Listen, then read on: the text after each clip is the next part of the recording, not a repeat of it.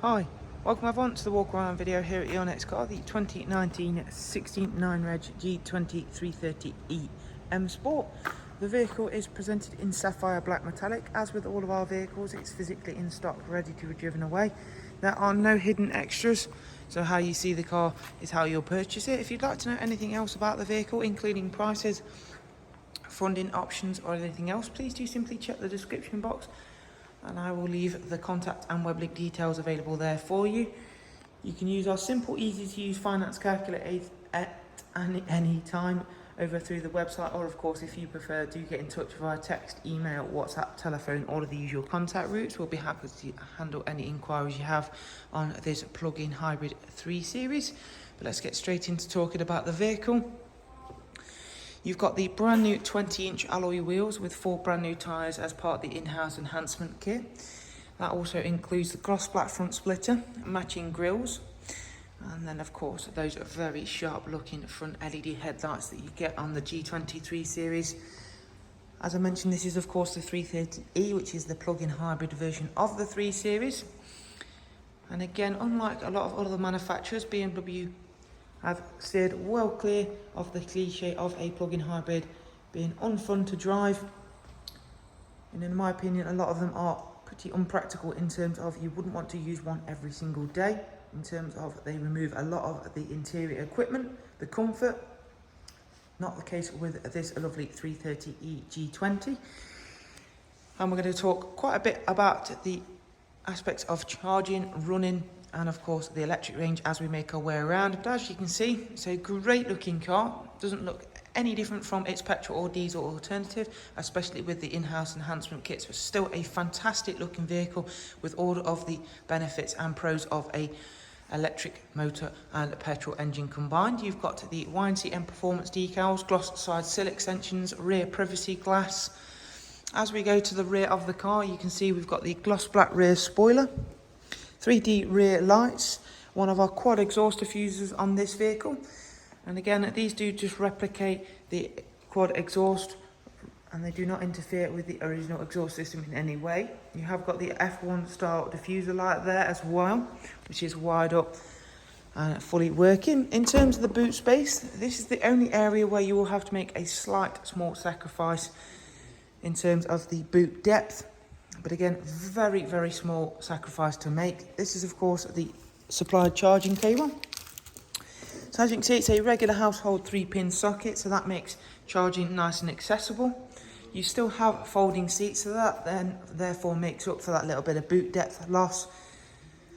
Charge time takes around about 3 to 4 hours from a completely flat battery, but that will, of course, vary from where and how you are charging it. You will start to see a lot of fast chargers appearing in and around towns, cities, car parks, and of course more and more petrol stations are making them more and more accessible now. So again, it is becoming a lot easier to charge this type of vehicle in a lot of a faster way. Inside, again, they haven't removed any of the space, any of the comforts. You've still got a very practical, very spacious 3-seat ISOFIX rear bench with a central folding armrest. You've still got automatic climate for rear passengers. And if we go on for the drivers and passengers front seats, they are both heated. You have got ambient lighting, which can be customised for your own preferences. We are going to get a chance to have a proper look through some more of the interior features once I make my way back around to the other side of the car in a few moments. This here is where you'll plug the vehicle in. So you pop that open, that then reveals the charging port, and again simply plug it in, leave it to its own devices and it'll take care of itself. So it is a really nice and easy car to operate in terms of the charging and driving.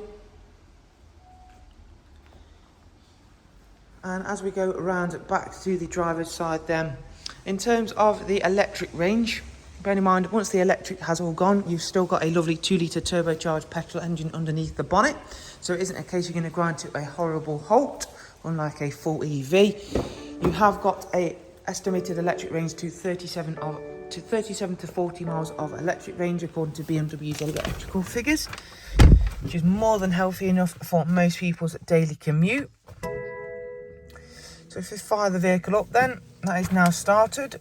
running completely silently, of course, on the stored electrical energy. We've got cruise control, speed limiter, voice and volume functions. We've still got a sports auto gearbox with paddles. You've got the lovely live cockpit with the default map view. In the centre, we've got the widescreen nav and media, and this is the sort of thing I'm talking about. They don't remove this style of feature just because it is an e-drive. They don't believe in removing features that you would want to use on an everyday car. You have got Bluetooth audio, Bluetooth telephone, Apple CarPlay and Android Auto on this vehicle. We have also got DAB, pre-installed Spotify, music collection, USB, and of course we've spoken about the Bluetooth. As this car still does have a very, very good 2-litre turbocharged petrol engine, we do still have to service it, and this car has got full BMW service history and is not due a service for 6,000 miles, as you can see on screen there. In terms of the app side of things, as we've spoken about, there are Apple CarPlay and the Android equivalent. You have then got the charging app, you have got the eDrive Zone app, which is very, very clever actually. As you can see, it'll automatically switch the car into the electric mode as soon as you enter any of the selected areas, which is very, very handy indeed, especially if you are a regular into any of those areas. Of course, a lot of those under the congestion charge zone, etc, etc, those new pay to enter zones, more and more towns and cities now entering and having that system in there. You have still got a rear facing reversing camera as well, so as you can see, parking and maneuvering isn't going to be a problem, and they haven't removed that sort of feature just because, again, it is an e-drive. They've still added and kept the features in that you would want to use. You have also still got the selectable modes. You've got the hybrid, electric and sport, and as you can see there, you've got tons of configurable modes for the sport as well. So there is a look around at this fantastic G20 330e M Sport. If you'd like to know anything more about the car, including prices, funding options or anything further, as I began with saying, please do simply check the description box. But for the time being, thank you, take care, bye bye.